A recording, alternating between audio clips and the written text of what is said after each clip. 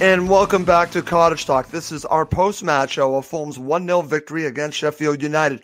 We did a full-time show right after the match. Well, this is our post-match show where we go a little bit more in-depth into the match, and we also have some interesting topics as well. Joining me is Max Cohen in the bottom square. In the right-hand square is Claire Parrish. So, guys, before we really go and break down this match, I'm going to start here because, again, I kind of teased this to you before we went live. I have to say this because we're recording this right after this happened. So let's give a big thank you to Manchester United. Max, big thank you to Manchester United. They just helped out Fulham today. Thank you, Marcus Rashford. Thank you, Daniel James. Thank you, Bruno Fernandes. 3-1. And that extends the goal difference between Fulham and Newcastle United. How you doing, Max? Yeah, I'm doing great. My good friend Joe is actually a massive Man United fan, so delighted for him, delighted for Fulham. And it's going to be like this for the next 14 or so, 13 matches. I'm going to be rooting for Fulham and whoever plays Newcastle United, and that's the two teams I'm supporting for the run. That's right. So, it'll be great. You're going to ask me whether I'm Mad Max or Optimus Max. I am. Let's go right there. Are you Mad Max or Optimus Max? Yeah, I'm delighted. I'm optimistic. I mean, I've been consistent on the show that all I needed was a sign from Fulham that they're actually fighting. I think you got one. And we got 2 wins in the space of 6 days. And what more can we ask for? I tweeted this after the match. From September to mid-February, right? We won 2 matches. And in a 6-day spell in late February, we won 2 matches. That's all we need to turn around our season. It's getting those wins, getting that optimism back in the side, the belief. You guys all saw the post-match interviews with Parker, Lookman. Yes. There's belief in this team. Absolutely. They say we're only focusing on Fulham. And that's to be honest, I like that. The performances have been there. We just weren't getting that extra factor. And I was just so delighted for Lookman. He's had a tough spell of matches when he's been playing decently, getting good positions, but just not finishing. He deserved that goal as much as anyone else in terms of the attacking creativity he brought. And we need a player like that who can take an otherwise 0-0 match and turn it, on a sixpence. And he did that superbly. And I just can't wait to talk more about a win. It doesn't happen very much with us this season, but we have 2 again, and I said in a week. And yeah, can't wait to do it.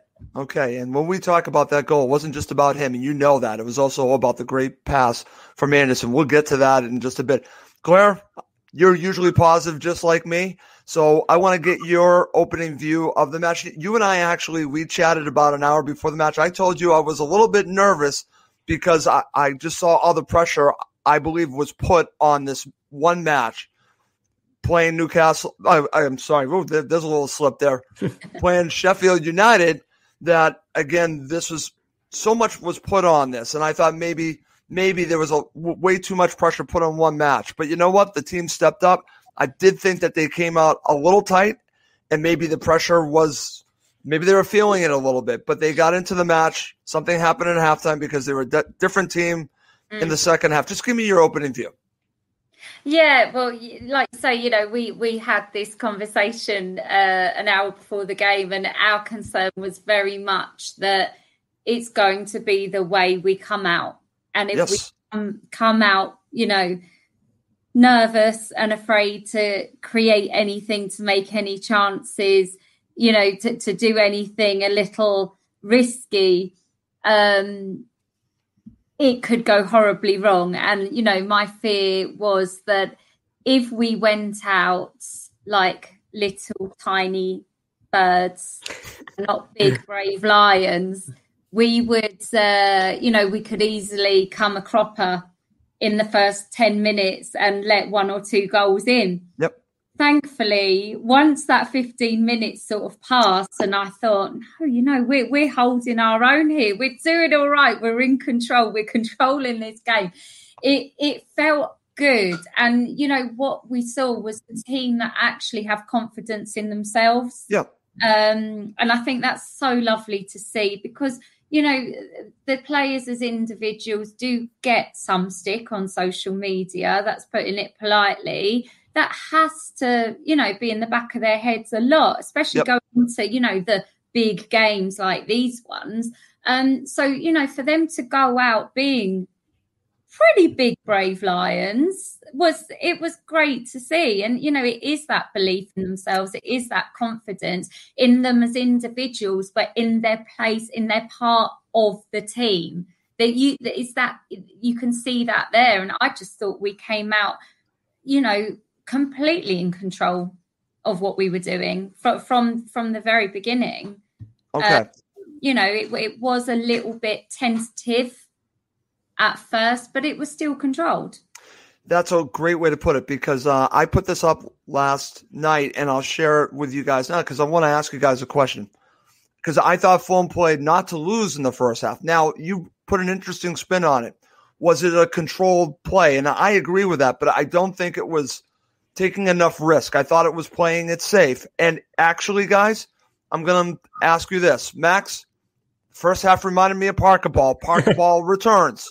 Now, to Claire's point, was it more of a control, let's just get to the half, kind of old school Scott Parker from last season? Or did they play a little scared? Your thoughts, because she thought that they were in control, that they were playing with confidence, but they were playing it safe, I thought. Yeah, I'm glad you brought up Parker Ball, because it reminded me of a championship match in many senses. See, that's how it felt to me. Yeah, it felt like I was watching them in the second tier, because let's just be clear from the start. Sheffield United were awful. They were horrible. Really, really poor. And, Chris Wilder, I think a lot of people. Sorry, Chris Wilder, your team was horrible. But they were terrible. And they did kind of spark into life after we scored, to be fair. But there was just no intent from them. No, and it very much reminded me of the Everton match in a way of just like there was really only one team in it for an hour. But we didn't take advantage of the way I thought we would, As Claire mentioned, it was controlled, but I did feel like we just wasted the first 45 minutes in terms of feeling them out. And it was Adebayo to Anderson. It reminded me flashbacks of, Ream to Heck, back and back and back. And I was felt the same way, Max. I was getting frustrated because there weren't really any clear-cut chances. I thought Ramsdale was, called into action, but mainly just a tip over, wayward crosses. It wasn't really any good on-target chances. Much in the way I think the first half at Goodison Park went. But I think what we're seeing in this team, which is impressive in the wins we've had recently, is that we start the second half with our foot on the gas. And that's a really big point. I think that completely different team. Yeah, because I can criticize Parker for maybe not sending out his players aggressive enough to start the match, but you have to give him credit for what happens at the halftime interval. Absolutely. They came out a new team. But I do think it was a little bit of Parker Ball, a lot of sideways passing, not a lot of shots on target. But, you cannot fault that we got the win in the end, and that's really all that matters now. And that's going to go to what I also mentioned last night, Claire. And I said this to you. Fulham win ugly, but who cares? Really, in the end, listen, we're going to analyze the match. We're going to break it down, and we will criticize. But in the end, it was all about getting the 3 points. Yeah, that's exactly it. That's all that counts. And, at the end of the day, we have watched some really blimmin' horrible, boring matches and come away disappointed. I can sit and watch 90 minutes of boring, horrible Fulham if it ends up with 3 points. I can also watch us lumping passes up the field and putting them right over the terraces. As long as we win, I don't care. We could play in clown costumes and win. I wouldn't care. I just need to win. Okay. Very good. Very good. All right. Guys, before we get and talk about the starting 11, the 18 overall, I just want to get your biggest takeaway from the match. We'll go around the room. I'll start with you, Max. What's your biggest takeaway to come out of this match? At the very end of the show, I do have some topics that we will save for the end that deals with Newcastle. But biggest takeaway to come out of this match from a Fulham perspective for you?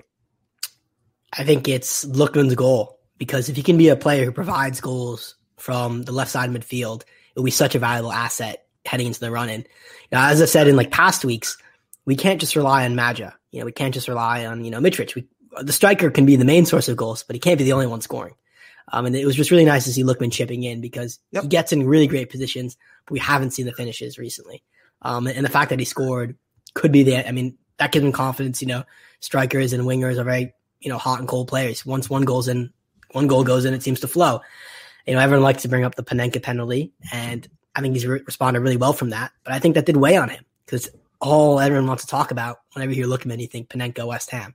So if you can shift that mentality to think of that, I think he redeemed himself. Yeah, for sure. And also it's a sense that this isn't even a tactical thing or even a tangible thing, but turning the draws into wins, right? Yeah, of course. Not rocket science again. It's like everyone knows that's what we need to do, but it just felt different. Against West Ham, I'd argue we played better against West Ham than we did against Sheffield United. Yep. But we didn't get that final goal. And you never really felt confident we'd break their back line.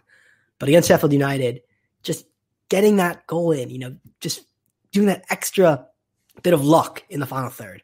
Lookman gets tackled and falls through with it, or just getting it right through Ramsdale's legs when it could have just gone right to him. He went for power, and it just feels like the tide's turning. Yeah. In the same way the Everton match felt fortunate that we got some lucky breaks and the rebound fell right to Madja, etc. Football is a game where you get your luck and you get hot and cold spells, and it just feels like momentum is shifting. And this isn't like an analytical thing. You can't say we did this. Because I don't think the tactics were massively different, but there's more belief now, and I think players will start playing with more confidence. Right. And Emilio said this last night, Max, and then, Claire, I'll go to you and get your biggest takeaway. Don't Fulham deserve some luck? Honestly. Because there have been so many situations, and we'll talk about what happened with Areola later on in the show, okay? But when I look back at that, I can think of the other situations that have gone against Fulham. So I think everything has a way of evening itself out.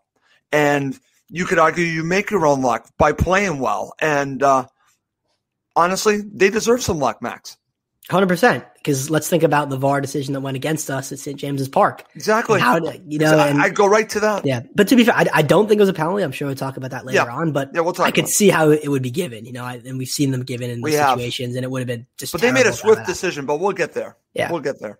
But you're right. I think there's so many matches we played this season when we were the better side. We created so much and came away empty-handed.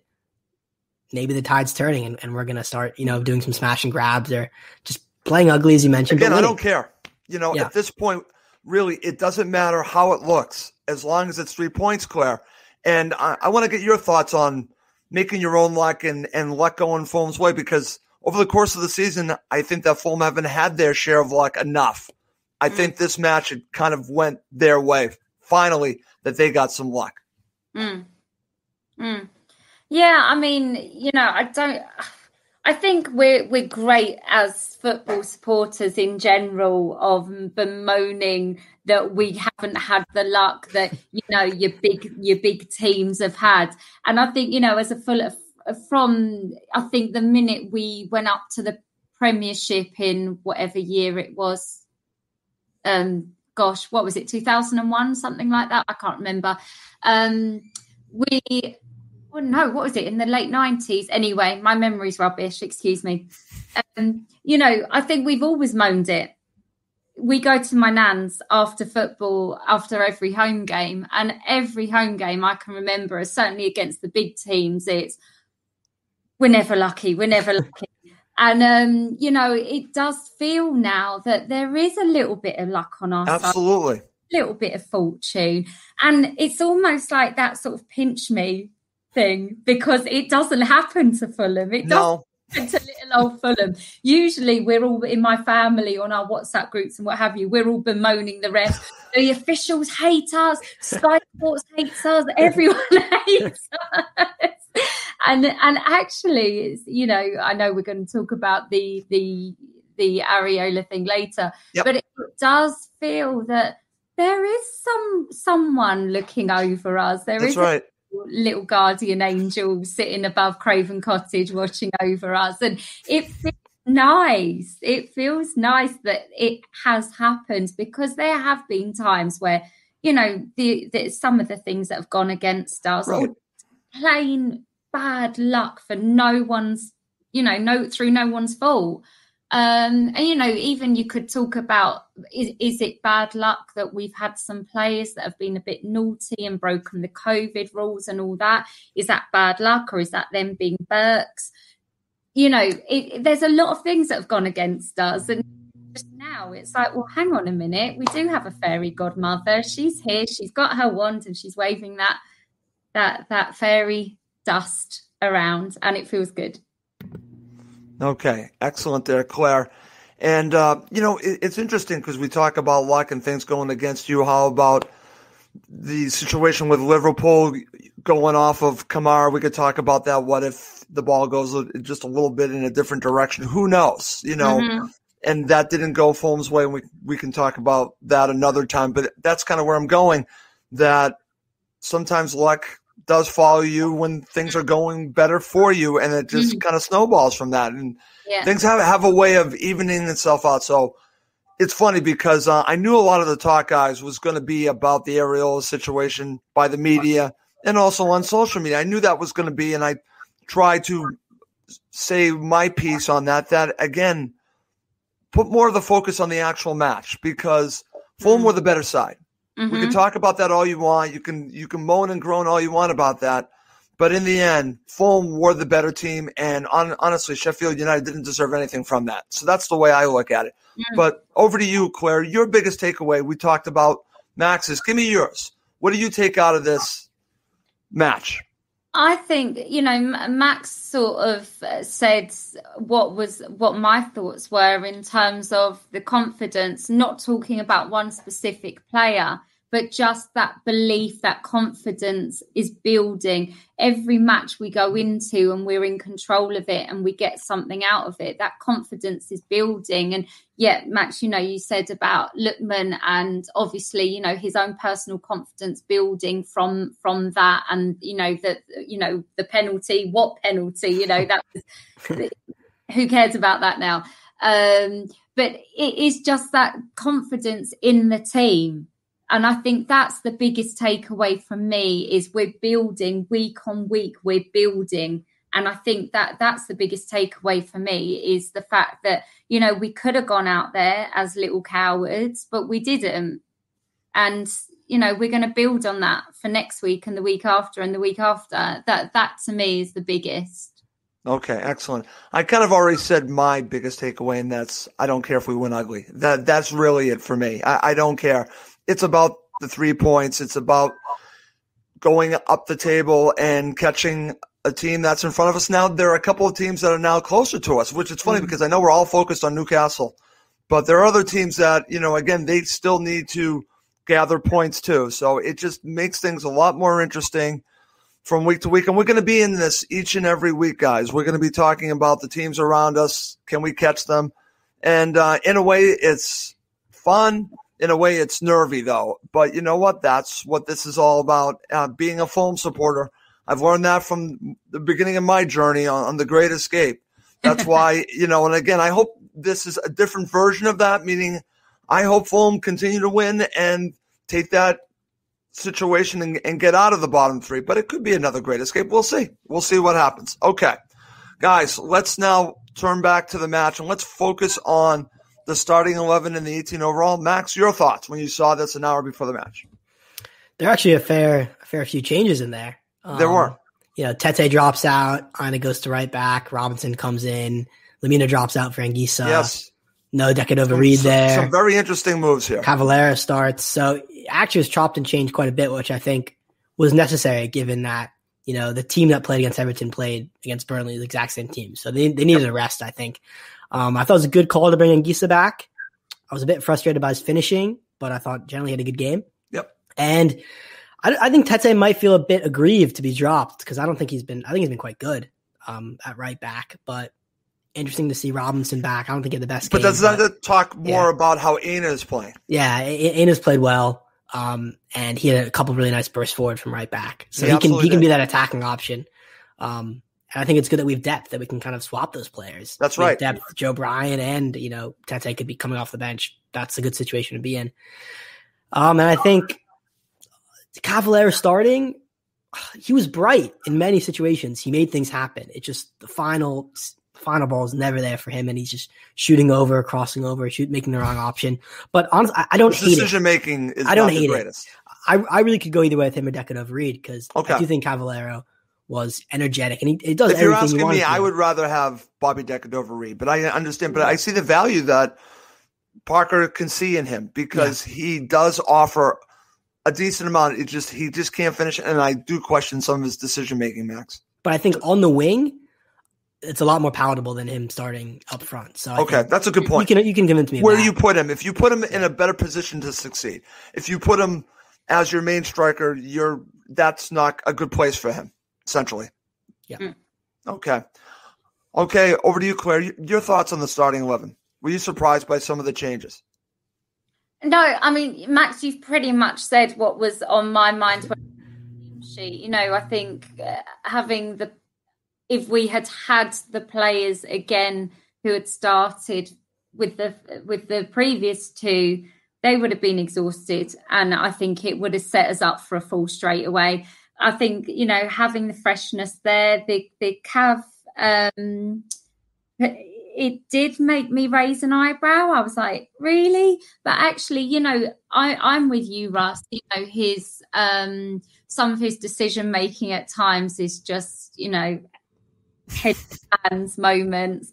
But he creates something out there, and God love him. I wish that little fairy godmother that's over us right now, I wish she could wave her wand and give Cav his scoring boots, but that's not going to happen. But do you know one thing? And I said this to Flissy last night when we were watching the game. With Cav, he tries, and you cannot knock him for that. That's a great point. 100%. And okay. He's giving you everything that he has. It might not be at the level that we want it to be, but it's not from a lack of trying. 100%. And I wanted to get that in there because, a lot of people are quite unpleasant about him, and he gives 100%, bless him. He really does. And you can't knock him for that. But, overall, I was happy with the team. I was disappointed by Robinson yesterday. I've seen some comments about his play, and once he has returned since the suspension, he hasn't been the same player, guys, for whatever reason. And I've been a huge advocate of his because I see his ability, but his crossing isn't good enough. He certainly is very good going forward. Defensively, I don't think he's as solid as our other fullbacks. So that's what makes this interesting. But I see his potential. I just don't know why we haven't seen the same player. It's a good point, Max. Why do you think we haven't seen Robinson the way that we have seen him before the suspension? Do you think maybe that has weighed on his brain or something, that he's, again, maybe thinking too much out there? What are your thoughts about why Robinson hasn't played at the same level after the suspension? It's a very interesting topic here. I'm curious your view on that because he's not the same player right now. Yeah, I don't really have a great answer because I don't really know what's going on per se, but a theory could be when he was in the side before the Chelsea resending off, he was left wing back in a back five. Now he's slotted back into a back four. Okay. So maybe has more defensive duties and he doesn't have the luxury of that third center back there. Just a theory. And also I think it might affect your confidence. Like you're playing well, you're in the groove, you get sent off and you do feel bad, you let the team down. That's a theory. But just one more note about starting 11. Yeah, go ahead. Which is remarkable. You look at that team, it's a completely new back five from last season. And Harrison Reed and Ivan Cavallero are the only two players who played any role at all in that championship season last season. And Harrison Reed, as they said, was the only one that started. Yeah, which is just remarkable. And I do think we need to take a step back and realize, like, having 9 out of the 11 players being transfers, or essentially, I'll count Anguissa because it wasn't here last season. Sure. 9 out of 11 being new players. What does that do to a dressing room? What does that have to do to a manager? And I think we need to give Parker a tremendous amount of credit. Mm-hmm. So many teams, when they get promoted, it's that same core they stick with. And I think you'd point to Leeds. Yep. That was what Burnley have done very successfully. Sheffield United did it last season. Sheffield United. Obviously not doing it this season. And we've chopped and changed, but it's all been necessary changes. Mm-hmm. And it's finally paying off right now in February. Mm-hmm. But what's interesting, and I'm glad that you brought this up, and it's a very interesting point, it goes back to something Claire said.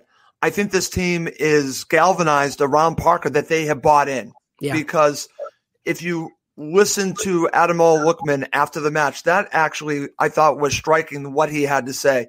He's just looking at Fulham. They're focused on Fulham. They're not focused on the other teams around them. They might in the back of their minds, but they're not saying it out loud. They're all focused on the duty at hand, the job at hand, each and every match. That starts with Parker, and they're all buying in. You can see it.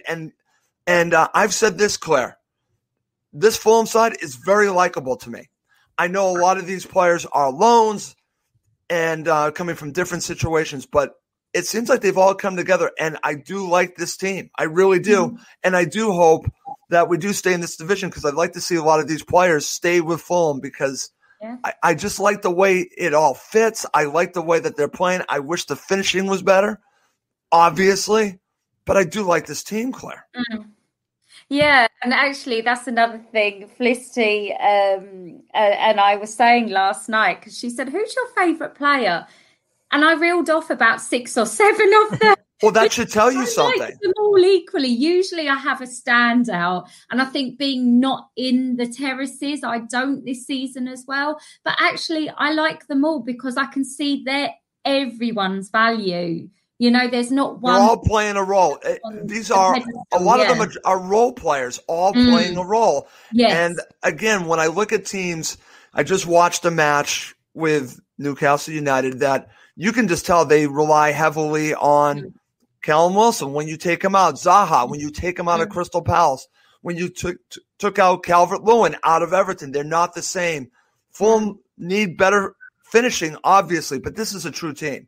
And I think that, to me, is why I think they can withstand some of the issues that they have better than other teams, better than potentially Newcastle United, because I think they are really up against it without having Callum Wilson. They, to their credit, I watched the match, and I thought they fought hard against Manchester United. But again, I think that loss really hurts them. But I think we're in a completely different situation, Max.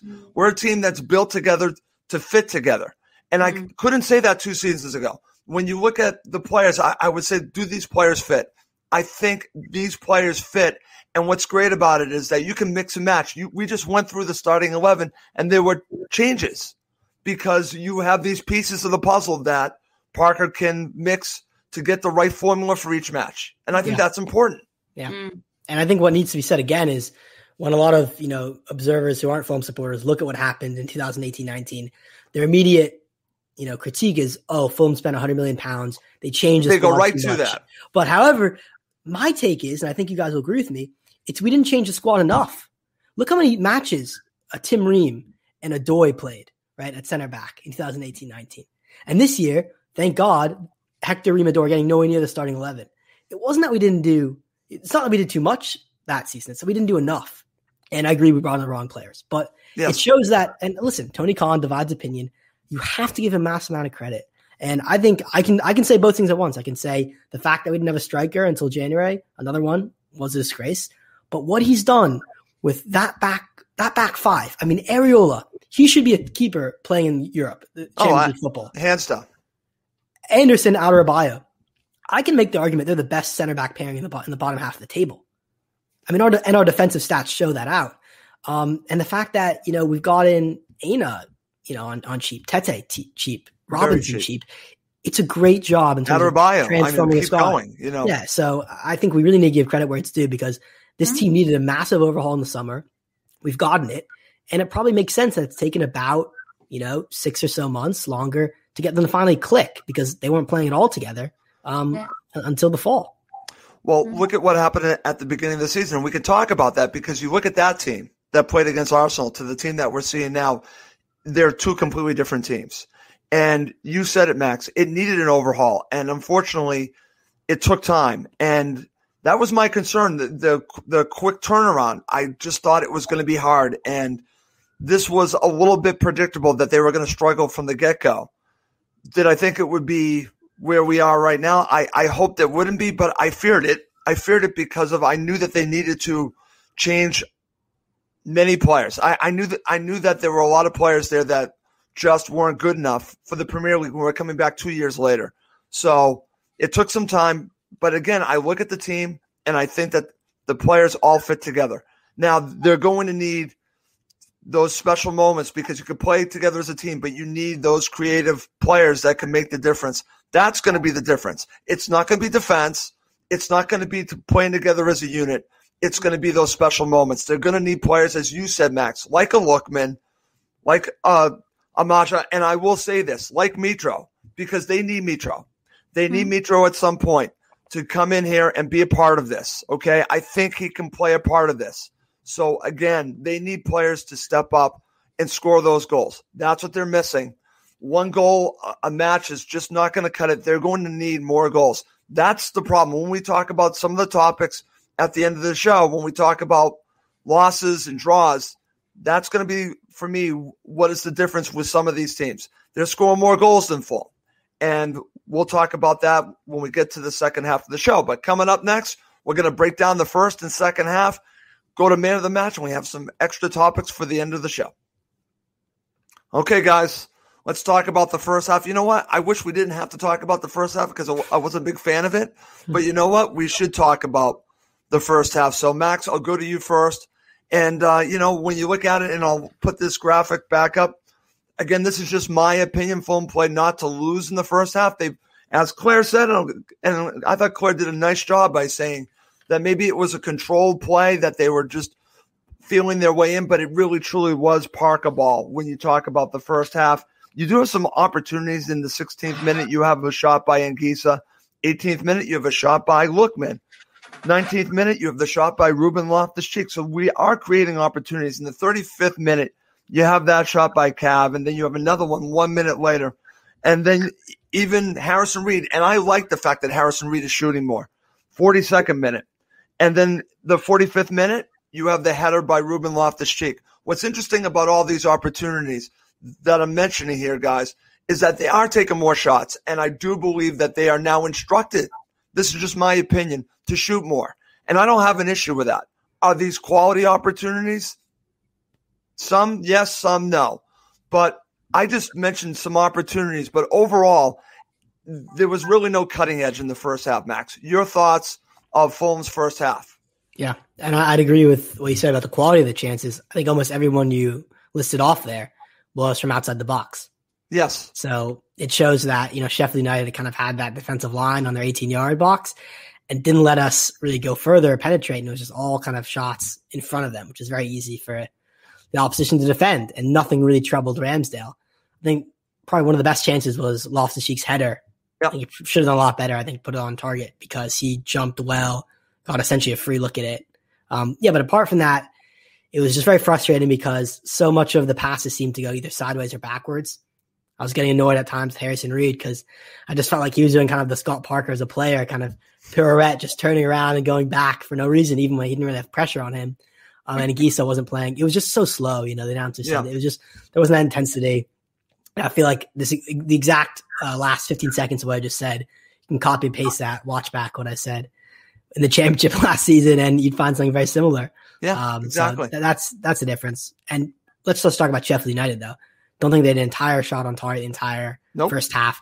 It was just there for the taking. They're just a team who I think that's what was not so going to have any frustrating, ambition. Max. Yeah, and we didn't quite pin him down enough. I think that was the reaction on Twitter was. I know you're trying to stay off social media, Russ. I applaud that. I did. I wasn't on during the match, by the way. I stuck by that. Good. Definitely made you happier because I was looking at the stuff and on Twitter at halftime, it was just like, we've just wasted a half of football against the worst team in the league. What are we doing? I didn't want to see it. That's true. But then again, we'll talk about the improvement in the second. We will.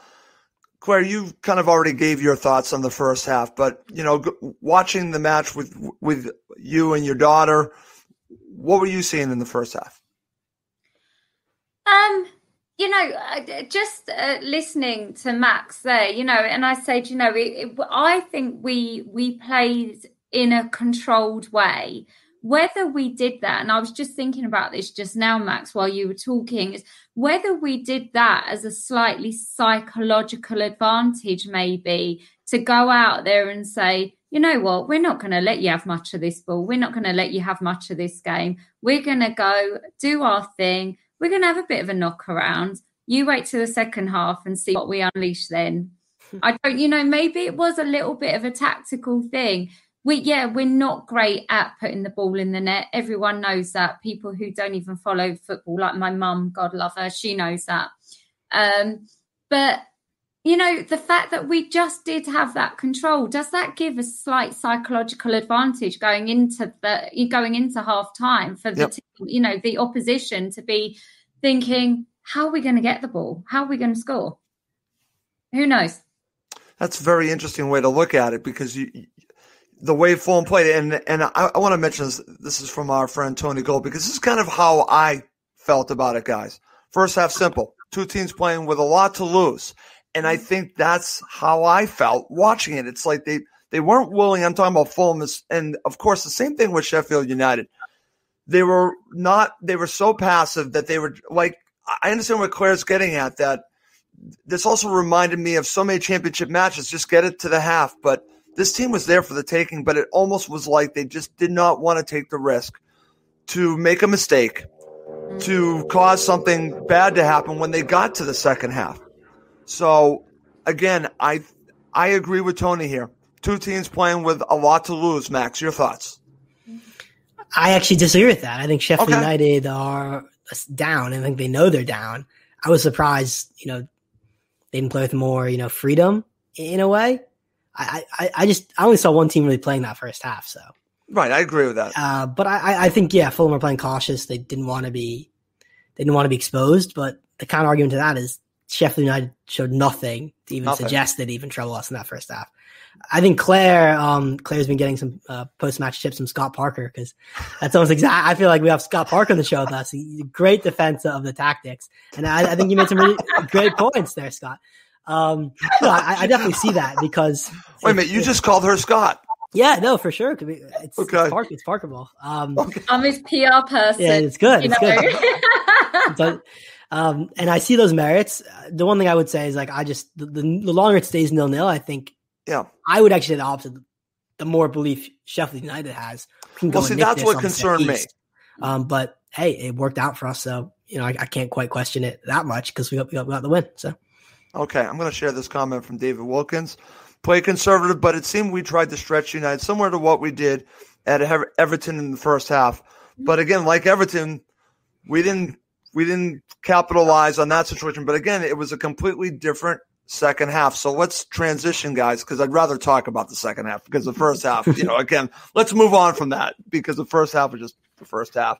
But the second half, again, let's start right here, Max. I'm going to go right to you, because I want to talk about the opportunity here, because I've already said that this player was my man of the match, and that is Ruben Loftus-Cheek. But I'm going to talk about the opportunity here. He had a great opportunity in the 53rd minute, because let's go right there. Great chance to score, but it's cleared. But it just showed his potential, this move. But I'm thinking to myself, he needs to score here. Your thoughts on the opportunity in the 53rd minute from Ruben Loftus-Cheek? I think I fell out of my chair at that point, because I could not believe he didn't score. Yeah, it was. He does everything so well in the build-up play. I mean, the 1-2, that's the crazy part of the fact that he sticks with the ball, gets a lucky bounce, but follows through with it, is always one who's positive, trying to get the chance off. And then he's just through on goal and has the weakest, laziest swing of the left boot at it. My dad calls Loftus-Cheek the gentle giant, because he's so skilled, and he's a really big guy. That's actually a good way to look at it. The gentle giant, I like that. Yeah, he's no cutting edge. He's the most toothless player I've ever seen in the final third, because he possesses the skill to get there. He has the body, he has the stature, everything. And what's weird is, so the announcers kept saying, "Oh, he's tremendous ability, his technique's amazing." Yeah, they kept saying that. I really want to disagree with that. I think his shooting technique is abysmal. I think at it's least actually with really, us, it has been very, very poor, awful. Cavalier-esque, in the sense that once he's in the final third, either he's leaning back and shooting Rose Ed, or he's placing the softest pass in the world to the keeper, or he's shooting wide. I mean, that's just poor technique or composure. I don't know what it's down to. But you really thought that would be the moment, because we started off kind of pitting Sheffield United, and you notice a possession that led to that. We were on the edge of their 18-yard box. Instead of kind of passing it around at the halfway line or an hour and a half, we moved it. And I think that's kind of what Claire and Scott Parker would say, is that we step it up second half and we kind of camp out outside of their 18-yard box, and that's much more effective. Right. And then you could just see Fulham being a lot more assertive. I think that's a good word to say in the second half. And it continued. But I do want to mention, before we talk about the goal, and Claire, I'm going to give you the chance to talk about the goal in just a couple minutes. But in the 55th minute, you do have, again, the first decent opportunity from Sheffield United from Billy Sharp. It goes over in the 55th minute. That made me a little bit nervous. Right after the situation with Ruben Loftus-Cheek, it would fit Fulham that they would give up a goal right after that. But then we have the goal in the 61st minute. And what's great about this is we're talking about going forward. We're talking about being more assertive. I don't think you can be more assertive, Claire, than Joachim Anderson's pass to Ademola Lookman. And his goal, again, fantastic goal. Can we just see more of this, Claire, from Ademola Lookman? But also, I want to even see more of this from Joachim Anderson. He has this in his locker. He has it. We've seen it. This was a wonderful pass. This was, again, direct, right to Ademola Lookman, and boom, goal. Match changes right there, and they needed that badly. Yeah, Russ, you've just taken the words out of myself. It was just the most beautiful pass. It really was. And in actual fact, in a way, I know it's a really silly thing to say, but in a way, the pass was more beautiful than the goal. I would agree with that. It was just quite magical, wasn't it? The way it was perfect. It was majestic, wasn't it? It just landed majestically for Lookman. And actually, I have to say, I was watching it and I had Felicity beside me who was doing some sewing on her sewing machine. And so I was I'm watching the game and, I'm just looking at Felicity, making sure she doesn't have a needle through her finger or what have you. And and we scored. And I saw obviously the pass from Anderson. And then we scored. And I sort of blanked out for the bit that Lookman's foot connected to the ball and we scored. And I said, it happened so fast. We just scored. Yeah. And I think being a Fulham supporter, you sort of don't believe that sort of stuff can happen at the moment because we've not seen anything like that. Yep. That sort of majestic cross. And I didn't believe it happened at first. I thought it went the other side of the net. And then I was like, oh, we scored. But it was beautiful. And actually, Lookman, I love Lookman. He is up there in my top 3 players for Fulham. I really like him. But I just thought that the pass was magnificent. Yep. I would have been very disappointed if he didn't score it. I'm going to say that. I think it, it was handed to him on a plate there, but he deserved it. And I think it had to be him who scored it for me because he needed that. He needed that confidence boost. And I think it will do so much more now for us as a team going into the next few games. But it was thoroughly deserved. We started that second half so well. We went out there to win. We went out there as the big brave Lions with the very sharp teeth, and that was our bite right there. Absolutely, and I'm going to share this again from our friend Tony Gold. Second half, shackles come off, more intent and urgency. Took the chance. Absolutely, Tony, you're right. Yes. And I do want to mention, I do have some comments from Fulham supporters talking about my thoughts on man of the match being Ruben Loftus-Cheek. Sully's, I'll get to that when we talk about man of the match. I understand where you're coming from. I'll read your comment when we get to man of the match because you disagree with me. I understand that based on your comment, but I thought for 60, 65 minutes he played well, but I understand why you would not pick him for man of the match, but we'll talk about that in just a bit. Okay. Let's get back and let's talk about the second half. And what's interesting, and we see this all the time, guys, Fulham score, and then you kind of have to hold your breath. You really have to hold your breath right afterwards. Like Claire's laughing because she knows I'm right, that they're going to give up that goal. Listen, we saw that against Burnley. Again, a team is very vulnerable right after you score. It's said time and time again. So what happens? Only a few minutes later, you have Areola, again, great opportunity for Sheffield United. He makes a great save because if he doesn't make that save, we're talking about a completely different situation for Fulham. But then we have, again, we have a couple of other opportunities from Fulham, a decent opportunity. Again, listen, I do think we need to talk a little bit more about Ola Aina. Max, we talked a little bit about him, but again, he has that in his arsenal that he can actually shoot. And 73rd minute, he forced a decent save from the goalkeeper there. And, again, it was a fingertip save. It's a save he should make, but still, again, I want him to shoot more. And, again, then I want to go to this, guys, because I want your thoughts about this, and I want to see if you agree or disagree with Emilio from last night. Let's talk about the substitutions. Okay? Max, over to you. Do you think Fulham pulled something, again, do you think Scott Parker did what he would have done last season and tried to just see the match out 1-0 with the substitution of going to, again, 3 at the back again, going to 3 center backs? Do you think he was just trying to see the match out? Your view with that particular substitutions and the substitutions in general? I agree. Yeah, that seems to be the strategy because I think he pulled off Maja, kind of went without a striker for a while, and then you put Lamina on from Maja. And then Tete comes on, so Aina shifted to the center back position. Yep. Yeah, it totally was setting up shop, which made for some very nervy moments, especially when we saw the 7 minutes of additional time from nowhere. I don't know how that happened, but it happened. It made us nervous, and we really, really invited pressure. Yep. But I think Parker made the gamble, which did pay off, that Sheffield United have no shooting boots. They're at bottom for a reason, and we could withstand it, which we just about did. But I think the nerves are very high. I just could not.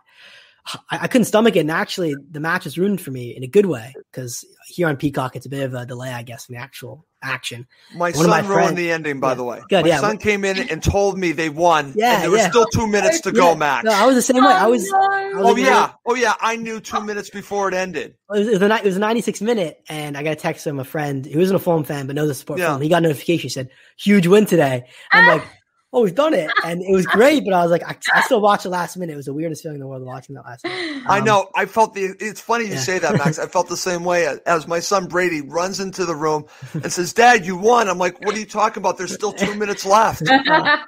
You know, I was like, "Oh," but you know what? Yeah. Watching those last 2 minutes, like you said, Max, was very weird, because you knew that they were going to win, but I was still worried. I don't know why, because they had already won. But at the same time, I really didn't think it had to be that way. I'm not going to fault Parker too much, because I think but we could have just possessed the ball like we did for the first 45 minutes. We could have just kind of killed off the game by passing them to death.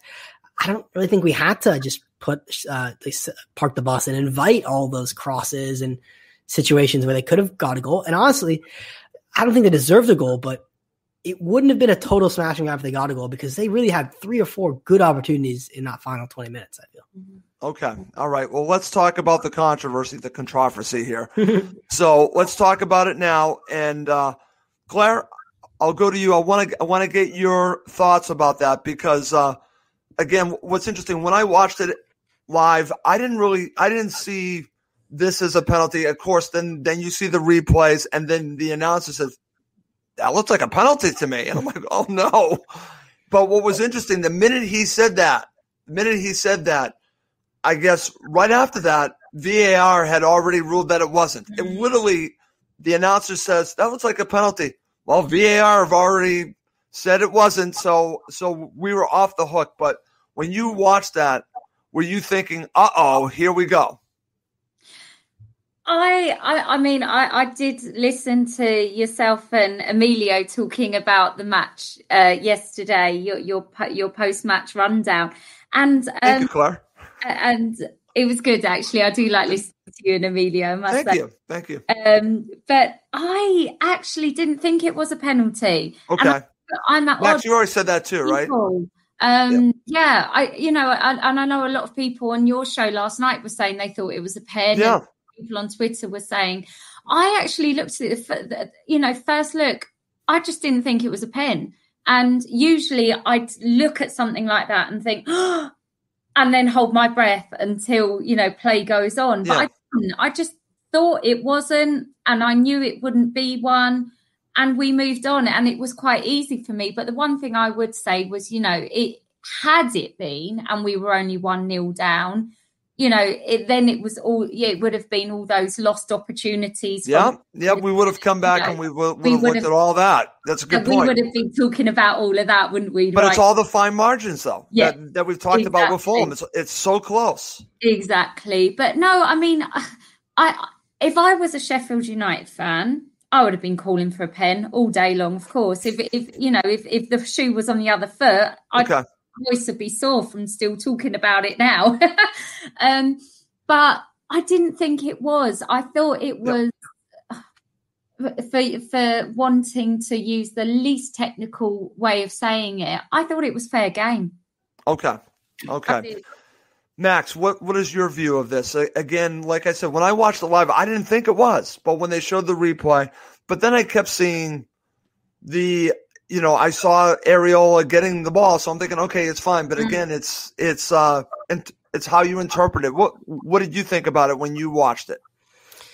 Yeah, I think the ball's there to be won, and if goalkeepers can't come to challenge for that ball, then I don't know what their job is. So that's the way I view it. And the huge thing was, you're right, he got the ball first. He gets the ball first, and the player's there because the player has I don't know who it was on Sheffield United, maybe Bogle. Bogle, it was Bogle. Bogle had every right to go for it. It was a fair 50-50 challenge, as people said in the comments. Mm-hmm. And, in a 50-50 challenge, someone gets there first. It wasn't a dirty play by Bogle at all, but he just came off a little worse because he was second best to it. Mm-hmm. And I think it helped that Areola also went down injured too, because I think that changed the perception of it. Comments while we talk about this. Yeah. But I think we're very fortunate that the ref didn't go to the monitor, because I feel like oftentimes when the ref goes to the monitor, almost in the West Ham United case with Suchek, the more they see it, the more they convince themselves that it's a pen. So I was amazed at how quick that VAR check went. It was probably the quickest of all time. Quick. That was extremely quick. Yeah. Thank you, VAR, for that one. Yeah. I think Brian Lake said earlier on in the match, VAR is his man of the match. So He did. He did. I wanted to find that comment because I thought that was funny. Yep. He did say that Brian Lake said that man of the match was VAR, because again, when you look at it, again, it could have gone against Fulham, but in this case, it went Fulham's way. And going back to maybe the rub of the green went Fulham's way for once, because I've seen so many times that it goes against Fulham. Okay, guys, quickly, let's go to man of the match, because I do have some bonus topics at the end of the show. I've already said Ruben Loftus-Cheek, and I just want to go back and look at the comment from Sully's here, and I'll share it, because he said Ruben Loftus-Cheek is no good, surely not your man of the match. He has no assists, no goals, really dislike him as a player. Okay, I still see the potential in Ruben Loftus-Cheek. I think maybe that's the problem, Max, is that I look at more of the potential, but I thought for 60, 65 minutes, like I said on full time, I thought he was excellent. But I think he faded as the match went on. But you can go many different directions on man of the match. So who is your man of the match? I'm going with Lookman. Maybe a bit of the basic, obvious answer, but he's a man who provided the difference in this match that kept it from being just another 0-0, what could have been. He's the one who got that cutting edge, that finishing touch. And I think it was a really good goal. I think we talked a lot about the pass, which is obviously excellent, but I think he still had a lot to do. He still had to beat his man. He did that. He followed through, got a lucky ricochet, but he gambled on it. He didn't just give up or be weak. He was strong. He powered through. I think the finish is purposeful in many ways. I think he saw Ramsdale's legs and thought, if I smash this hard and low on target, right through his legs, that's a goal. So I really appreciate Lookman's contribution there. And if it wasn't for him, I think we'd still be talking about next season in championship. Honestly, that's how high the stakes were. So, yep. Okay. It's Lookman. All right. How about you, Claire? I'm going to cop out completely and give it to the whole team. I think we played confidence in a game that, you and I, Russ, we had this conversation pre-match that there was such There's a comment from Brian Lake. Such pressure.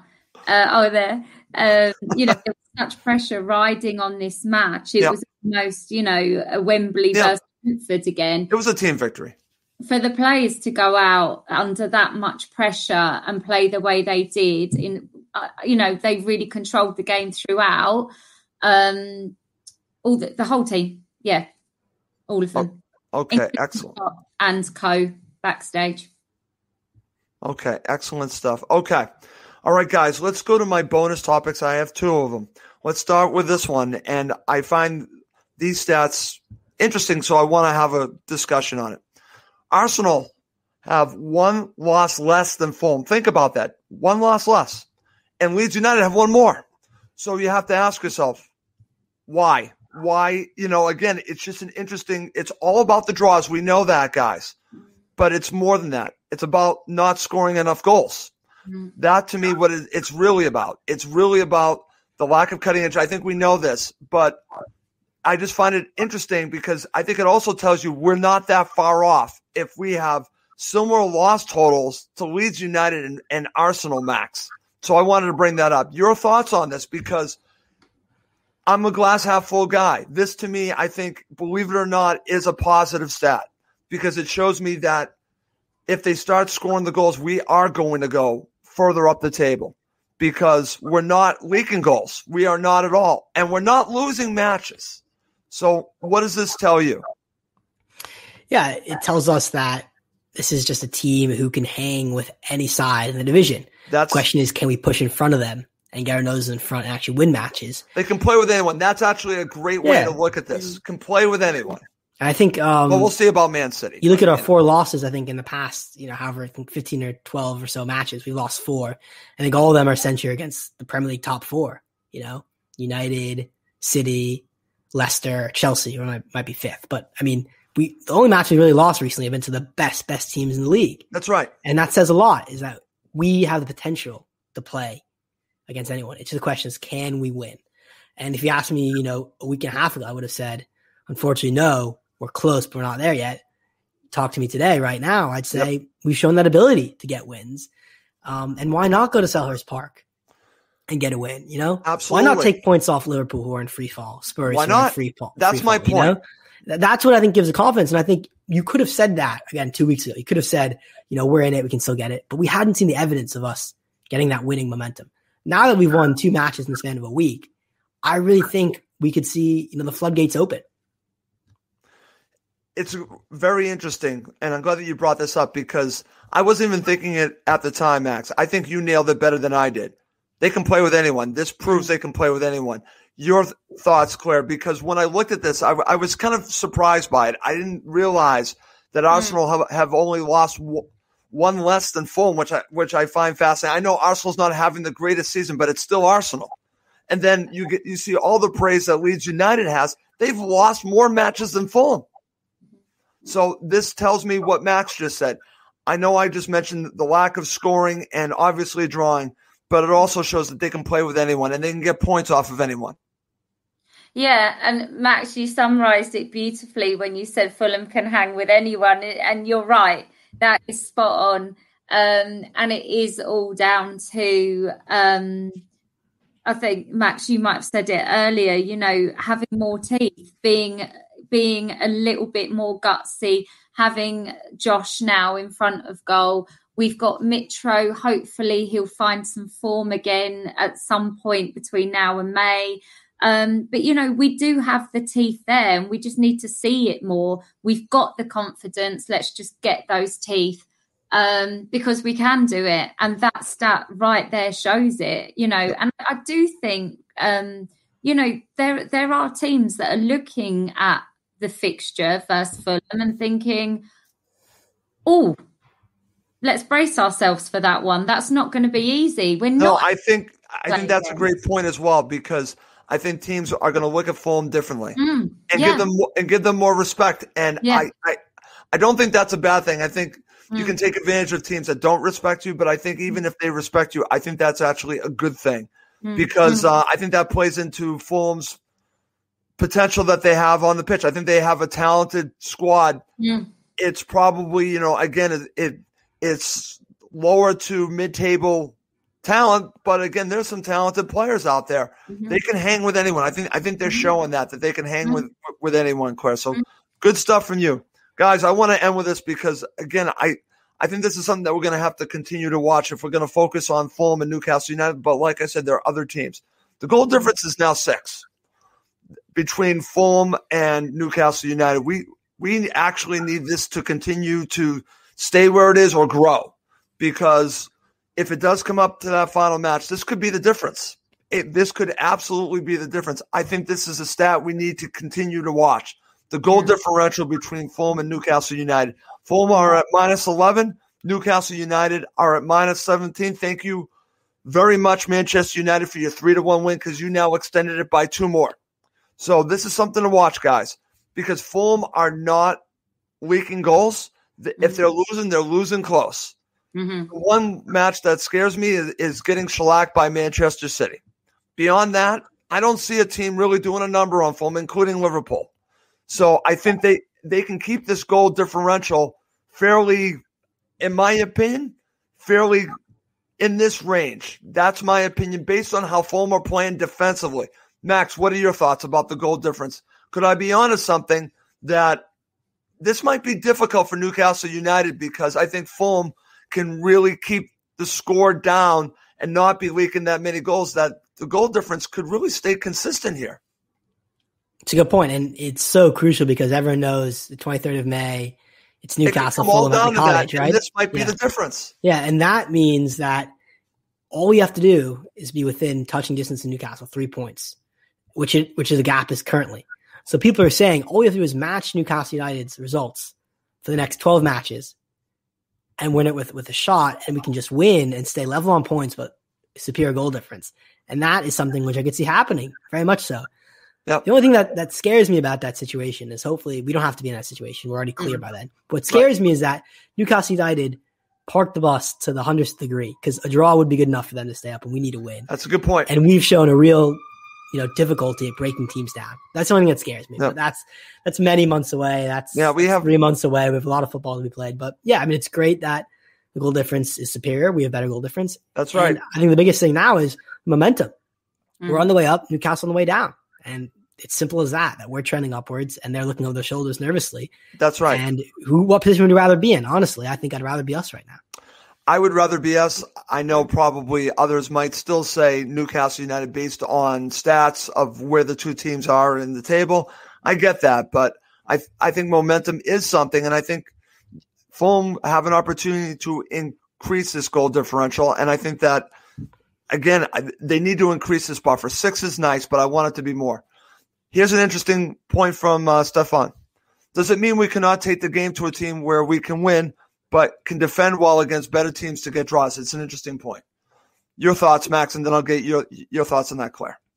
That's 100%. That's what's it. Yeah, it's spot on by Stefan, is that the reason we only have 4 wins, look at teams around us, even Newcastle have 7 wins, Look how many wins Palace have, et cetera. They have, 7 or 8 wins, and that's why they're above us. The table doesn't lie. Yep. It's that we can stick with teams that can't push ahead. So, Good point.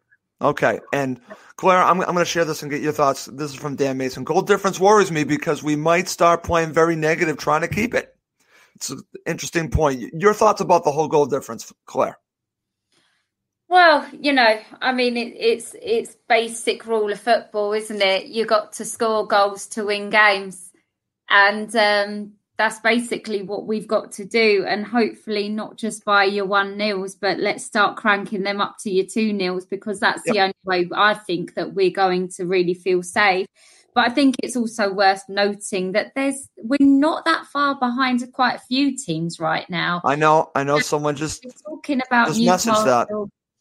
But there's other teams around us that if we start winning and they drop some points, then, this whole Newcastle Fulham thing could then be, we're talking about 2 or 3 or 4 teams. Could be Brighton and Burnley. But I do think that, we've got that belief. We're building that momentum, that confidence. I think there's no reason why we can't start scoring, a couple of goals a game. I like that. But I'm so confident with our defence right now, and it's been a long time since I've been able to say that. It really has, and our defence, I would say, is solid, and touch wood, it will remain that way. Yep. So it is. It's just focusing on those goals, and not just focusing on 1 stat or 2 stats. We just need to go out there and try and win every game we can. So we're not looking at goal difference. See, I agree with you. I totally agree with you. And what's interesting, this goes back to our former topic that we just talked about. Fulham can play with anyone. So I'll say it again. Why can't they beat Tottenham at home? Why can't they? Why can't they beat Leeds United? Why can't they go to Aston Villa and win? We think that they can get a point from there. Why can't they win it? They've already done it at Everton. Why can't they go to Villa Park and win that match? There's no reason why they cannot. Yeah. And I think us as fans, we need to, I shouldn't say need to, we should also consider the fact that it's a different type of season. The home and away advantage is really thrown out the window because of the pandemic and not being fans. So it really comes down to who's better on their day. So if Fulham are better on their day, they can go to Villa Park and win. They've already shown that at Everton. If there's a full house at Goodison Park, to Fulham win that match, I would like to think so, but I think it's a factor. I think this is all a factor. So, again, it's a level playing field without supporters there. And I think that, believe it or not, I think that actually helps Fulham in some ways. I think it hurts them at home because I think Fulham really benefit from the Craven Cottage support, the support they get at Craven Cottage. We saw that against Liverpool. Let's hope the possibility that fans could be allowed at the end of the season That would certainly be great against Newcastle United. Let's just, we'll see how that all plays out, and let's just hope everyone stays safe and we get through this pandemic together. I just want to mention that. That's the most important thing, staying safe. I don't want fans going back until it is safe to do so. Guys, we went way over. Great show. Optimus Max is back. I'm telling you, I can finish the show with a huge smile on my face. Same, Ross. Yeah, it's what winning does. It's that winning mentality, and long may it continue. There's still a long way to go. Let's not get too happy. I know. We have to win probably 5 more matches. I know. You got to put me back down. I know.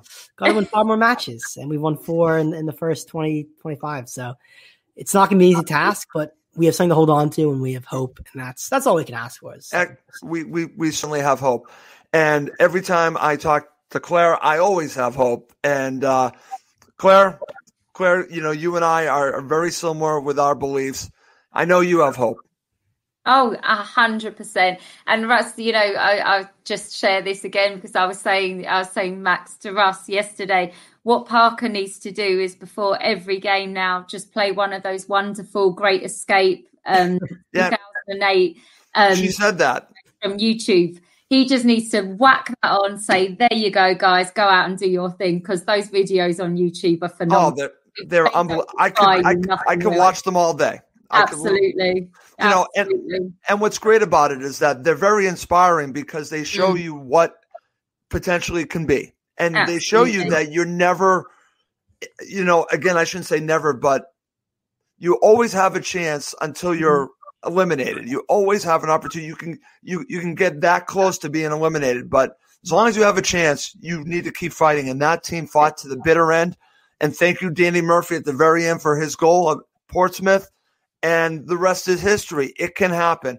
Let's hope it doesn't even come down to that Fulham continue to win. And like I said, you never know. This is a strange season. Again, they beat Everton. I keep going back to they beat Everton. They beat Everton at Goodison Park. Anything is possible. All right. Great show, guys, but it's getting very late for Claire, so we have to wrap this up. For Claire and Max, I'm Russ Goldman. Thank you as always for watching and listening to Cottage Talk.